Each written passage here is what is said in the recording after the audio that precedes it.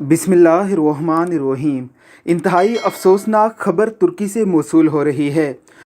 ترکی کے ساحلی شہر ازمیر میں شدید زلزلہ ریکارڈ کیا گیا ہے۔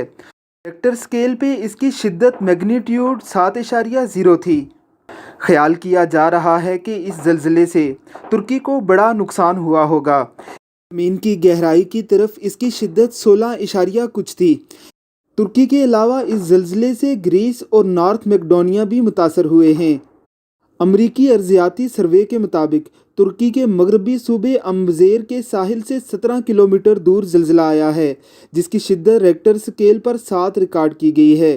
ترکی سے موصول ہونے والی اطلاعات میں کسی جانی نقصان کی کوئی خبر نہیں ملی، لیکن ازمیر سے ایسی تصاویر اور ویڈیوز موصول ہو رہی ہیں جن میں زلزلے کی شدت سے عمارتوں کو منہدم ہوتا ہوا دیکھا جا سکتا ہے۔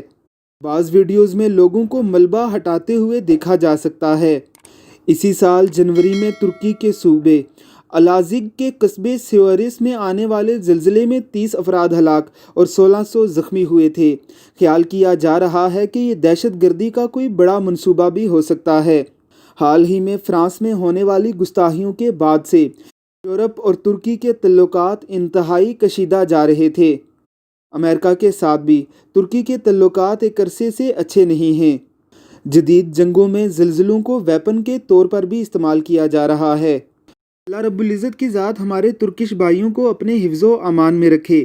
پاکستان کی ذمہ داری بنتی ہے کہ جیسے پاکستان میں آنے والے زلزلے پر ترکی نے دل کھول کر پاکستان کی امداد کی تھی اور اپنی امدادی ٹیمیں بھیجی تھی، ایسے ہی پاکستان بھی ترکیوں کے لیے اپنی ٹیمیں بھیج کر اور امدادی سامان بھیج کر حل جزاء الاحسان الا الاحسان کا مصداق بنے۔